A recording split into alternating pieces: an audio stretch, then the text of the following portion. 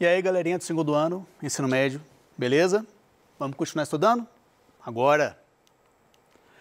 Nosso tema hoje, relações de trabalho no campo. A gente já viu, já sabe que o campo é uma excelente alternativa em termos de atividade produtiva e gera muitos recursos para o país. Mas como que se dá a relação de trabalho nesse ambiente? Não vamos entender, né? Não vamos aprender agora, né? Vamos também identificar qual o papel de quem nessa relação de trabalho, quem assume qual função, né? E como que essa organização, como que essa relação profissional interfere no surgimento de grupos que dominam e também grupos que são dominados na sociedade rural brasileira. Tranquilo? Bom, alguns conceitos que são essenciais para a gente entender a nossa aula. Estrutura fundiária, como é que se deu, como é que se dá a distribuição das terras no Brasil, tá? Predomínio de grandes propriedades, de pequenas, como é que será que é isso? Tá? E o que são essas pequenas propriedades? Como é que elas estão compostas? Latifúndio, grandes propriedades, com até 600 hectares de extensão, tá? Minifúndio, o contrário, 3 hectares é o máximo, normalmente destinada à agricultura familiar, mas sem pressa, vamos devagarzinho, vamos lá. Expropriação é um conceito cruel, chato, quer dizer o seguinte, por uma situação de dívida, a pessoa não conseguiu saldar um compromisso que ela tenha com qualquer instituição financeira ou mesmo com um outro particular e perde a sua propriedade. Chato pra caramba, né? Bom, segundo o IBGE, dados de 2017, 15 milhões de pessoas no país estavam envolvidas em alguma atividade na agropecuária brasileira. Isso corresponde, na época, né, a 24% do PIB, Produto Interno Bruto, que é o quê? Soma de tudo que é produzido no país. Tranquilo? A maior parte da mão de obra do campo, 80% dela, é composta, e a gente já responde a pergunta que eu fiz no início, né? É composta por agricultores familiares. Então, são pequenas unidades de produção, os chamados minifúndios, né? Onde a agricultura familiar predomina. Certinho? Bom, se essa agricultura familiar, se ela predomina por alguma razão. Por quê? Principalmente porque ela é uma atividade extremamente apoiada pelo governo federal, principalmente pelo governo federal, tá? E um dos apoios dados pelo governo é a questão do PRONAF, Programa Nacional de Fortalecimento da Agricultura Familiar. O PRONAF ele é concedido a essas famílias em duas modalidades. Custeio, né, que é quando você vai precisar dos recursos para iniciar uma atividade produtiva. Exemplo, cultura do café. Um dos primeiros passos para você cultivar o café, para você obter lucro com isso, é a construção de um terreiro de secagem do café. Tá? Então, como isso é um item essencial, é um item indispensável para o início, ele entra no custeio, ok? Bom, tudo bem, você fez o seu terreiro de café, já iniciou sua produção, já está vendendo. Você quer otimizar a sua produção, você quer melhorar, você quer substituir os catadores, aqueles que vão, catadores mesmo, que vão colher o café, né? Você quer substituir por um maquinário, você quer, então, a sua estrutura já está instalada, você quer otimizá-la. Você vai lançar mão do investimento, ok? Então, são duas modalidades do PRONAF que tem um custo extremamente baixo para o produtor rural e significa para a agricultura familiar o principal incentivo à sua atividade, certinho? Bom, o que são parceiros e o que são arrendatários? Parceiros são aquelas pessoas que não são donos da terra e trabalham numa determinada área, ok?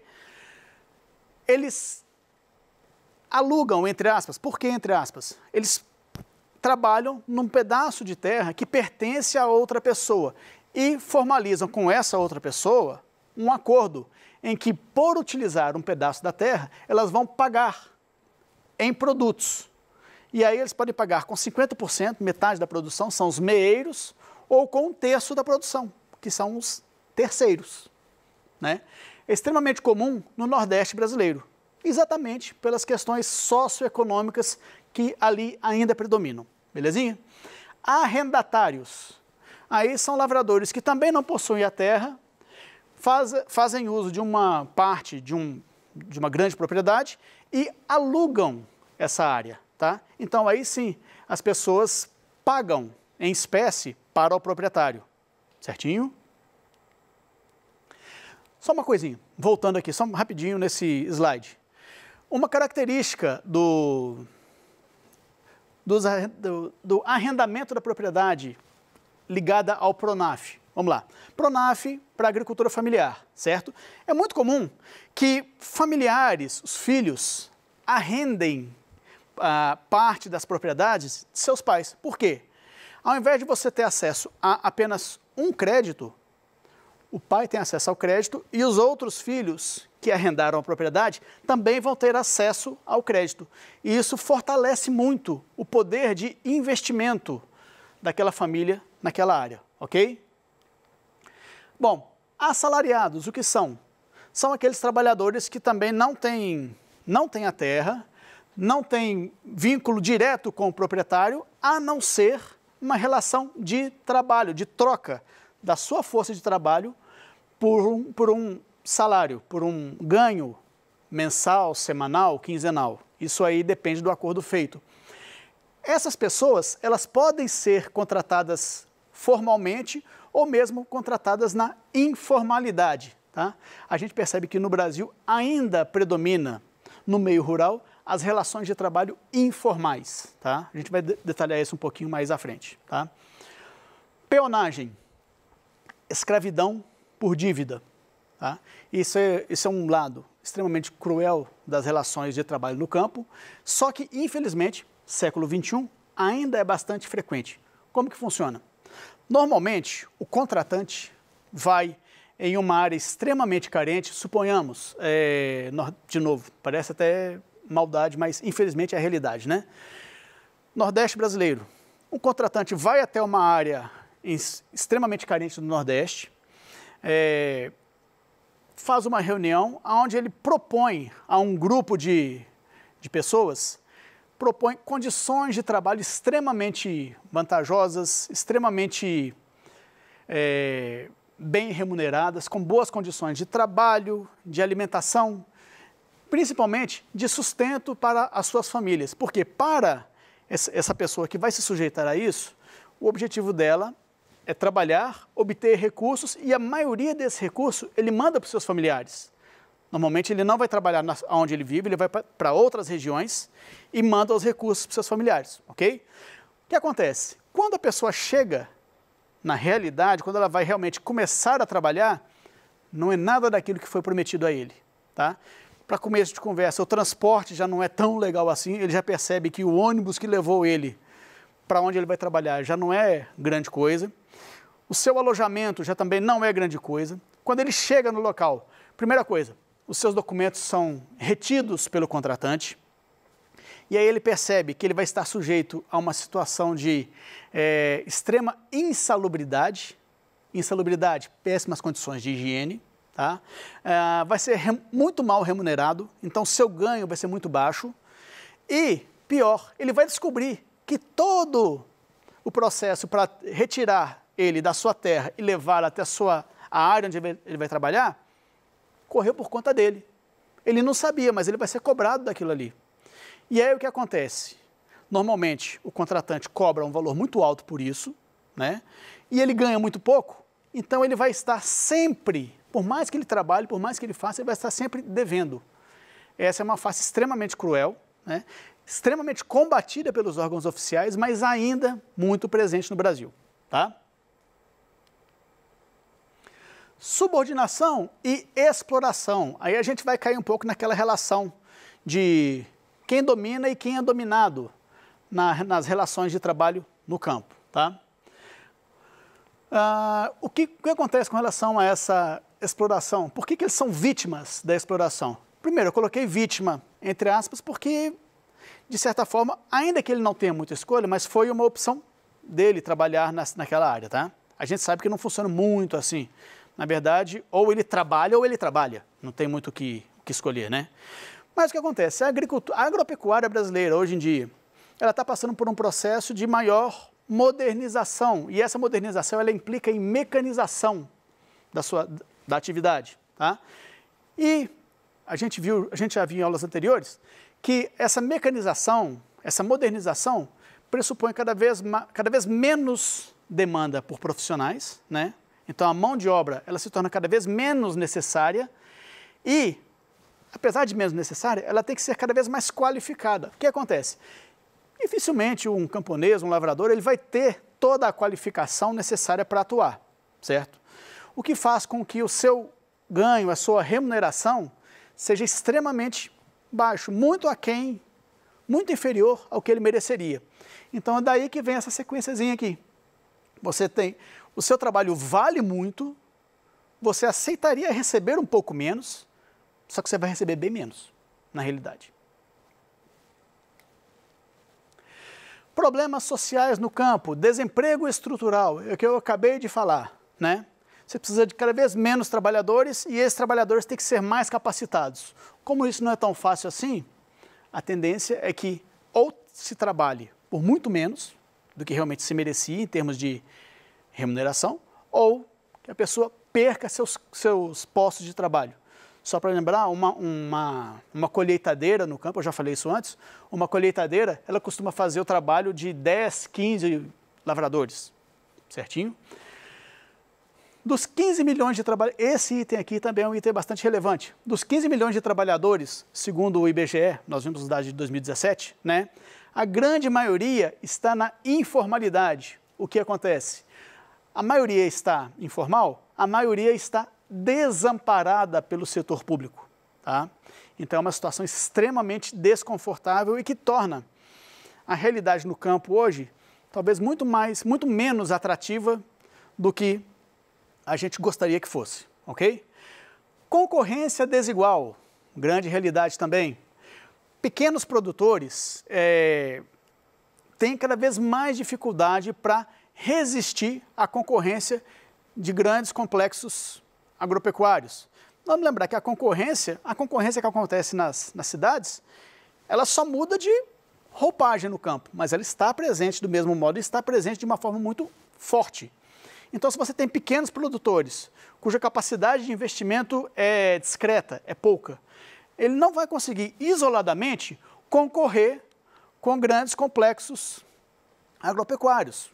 É inviável, né? E aí você tem dois tipos de problema, né? Entre vários, você tem dois como os principais. Êxodo rural, aquele pequeno produtor, ele vai ter que, ou vai trabalhar para o seu grande concorrente, ou ele vai vender a sua propriedade e vai embora para a cidade. Qual que é o problema aí? Ele não tem capacitação para trabalhar na cidade e conseguir o recurso digno, suficiente para o sustento da sua família. Vai se sujeitar a subempregos, a empregos informais, né? Outro problema também, trabalhadores sazonais. Sul de Minas apresenta muito esse tipo de trabalhador. O que é isso? Trabalhador que vem, por exemplo, de Minas mesmo, talvez, por exemplo, do norte de Minas, né? Ou mesmo do Nordeste brasileiro, vem trabalhar na colheita do café.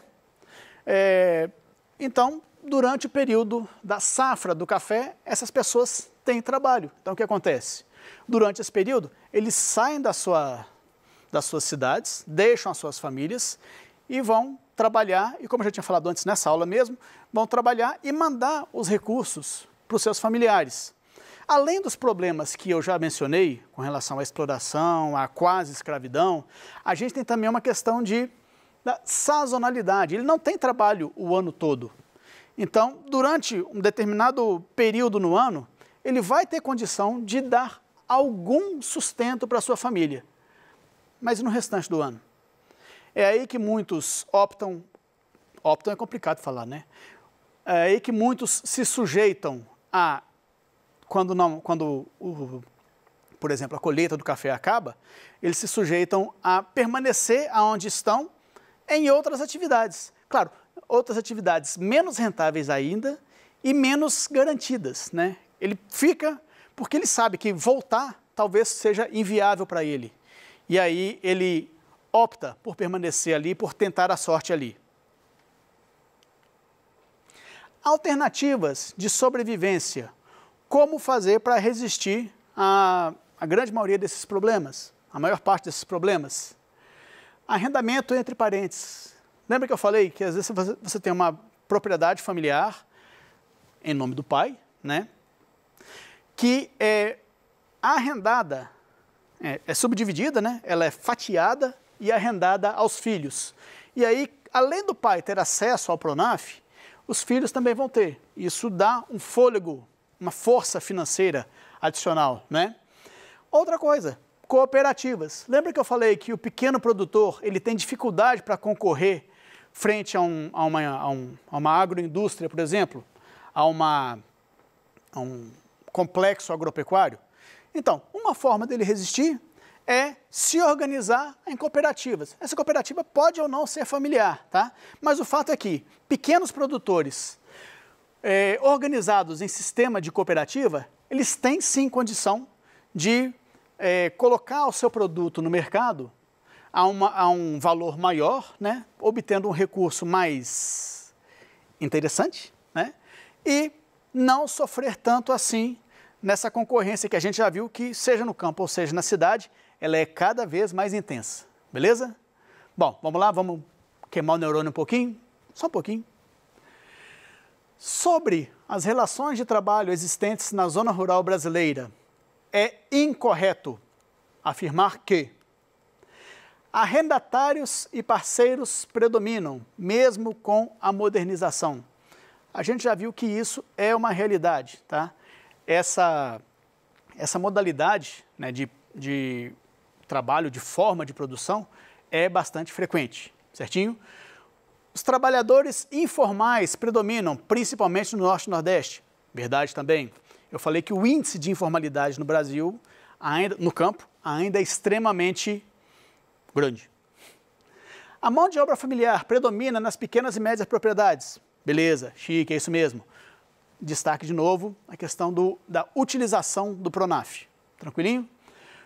Mutirão entre os pequenos produtores está perdendo para o trabalho temporário dos boia-frias. Sim, costuma ser interessante para esses pequenos produtores, ao invés de concentrar mão de obra fixa para o dia a dia da sua colheita, contratar eventuais, porque ele vai fazer isso numa faixa delimitada do tempo, né, do ano, né?